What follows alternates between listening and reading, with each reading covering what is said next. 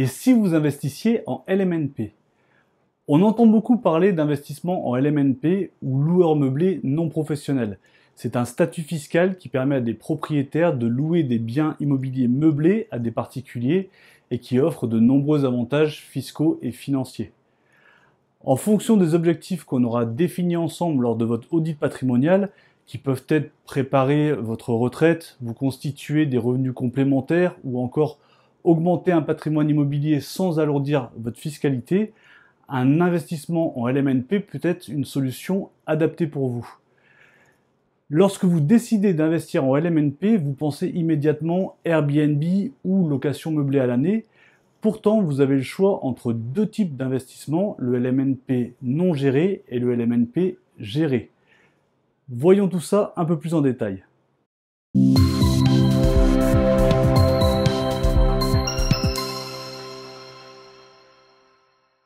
Le LMNP géré est souvent privilégié par des investisseurs qui cherchent à minimiser le temps et l'effort consacrés à l'investissement. Ce sera un investissement de type résidence de service. Le LMNP non géré nécessite plus de temps et d'effort de la part de l'investisseur, mais peut offrir une rentabilité un peu plus élevée. Ce sera un investissement immobilier meublé classique. Les deux bénéficient des avantages fiscaux liés à la location meublée. Dans les deux cas, vous avez accès aux deux régimes d'imposition, le micro-BIC ou le réel.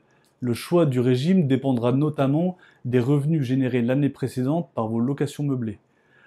En micro-BIC, c'est très simple, vous bénéficiez d'un abattement automatique de 50%, vous serez donc imposé sur la moitié de vos recettes locatives.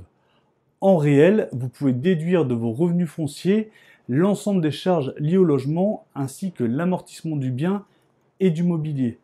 L'idée dans ce cas sera donc d'obtenir le résultat le plus proche de zéro afin d'éviter les impôts et les prélèvements sociaux sur vos revenus locatifs pendant 20, 25, voire 30 ans. Dans tous les cas, le LMNP vous offrira une fiscalité allégée en comparaison d'une location vide classique. Mais le LMNP géré et le LMNP non géré ne répondent pas aux mêmes objectifs. Voyons ensemble trois différences majeures entre les deux. La première différence est la sécurité des revenus. En LMNP géré, vous êtes assuré de percevoir 100% de vos loyers pendant toute la durée du bail. En contrepartie, vous êtes lié à un gestionnaire par un bail commercial d'une durée de 9, 12, parfois même 18 ans. En LMNP non géré, vos revenus sont conditionnés par l'occupation effective du bien. Ils ne sont donc pas garantis, mais peuvent être plus importants si vous optez par exemple pour la location saisonnière. Dans ce cas, il faudra bien prendre en compte qu'il faudra soit y passer beaucoup de temps, soit payer 20-25% de frais de gestion pour une conciergerie, ce qui entamera quand même énormément la rentabilité. Sans même parler des restrictions mises en place par certaines villes où la tension locative devient trop forte et des différentes lois de finances qui cherchent à modifier le statut LMNP pour la location courte durée. La deuxième différence est la souplesse d'utilisation. En LMNP géré, vous ne pouvez pas occuper votre bien, vous ne pourrez pas non plus choisir vos locataires. C'est un bien que vous sélectionnez selon des critères de performance financière et de potentiel de valorisation. C'est un pur produit d'investissement et probablement un bien que vous ne verrez jamais. En LMNP non géré, vous pouvez très bien acheter un appartement dans le but de l'occuper quelques semaines par an, si vous faites de la location type Airbnb par exemple, en vous réservant des créneaux, ou un appartement que vous pouvez mettre en location pendant quelques années avant de décider de vous y installer, par exemple à la retraite dans une région qui vous attire. La troisième différence sera le mode de gestion. En LMNP géré, vous n'entendrez quasiment plus parler de votre bien. Le gestionnaire s'occupe de tout, vous percevez les loyers prévus au contrat, indexés sur l'inflation. C'est un bail commercial qui est plutôt favorable aux propriétaires.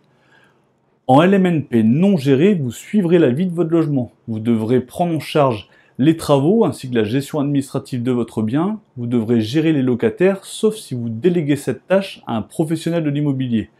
Si vous optez pour la location meublée à l'année, c'est un bail de 1 an. C'est la loi Allure qui est plutôt favorable aux locataires.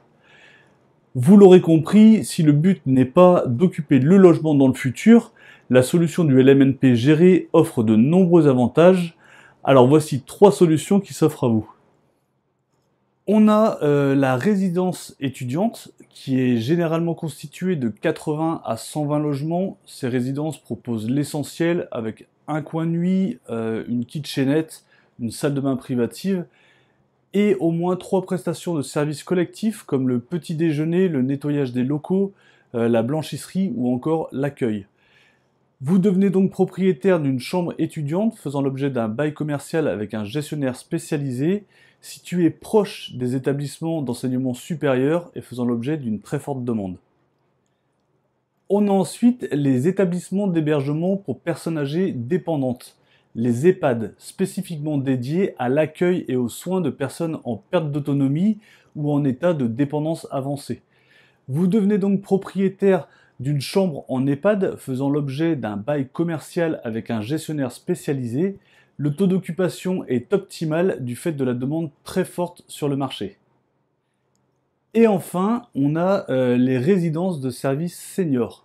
À la différence des EHPAD, ce sont des résidences qui ont vocation à accueillir une population de retraités encore parfaitement autonomes et actifs, généralement âgés de 65 à 80 ans et qui souhaitent habiter dans un cadre sécurisé tout en profitant de divers services utiles au quotidien.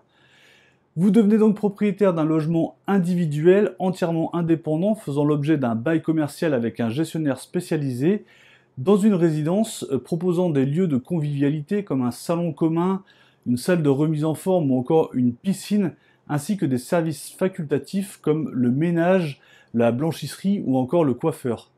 C'est un cadre de vie idéal pour tous les seniors attachés à leur indépendance.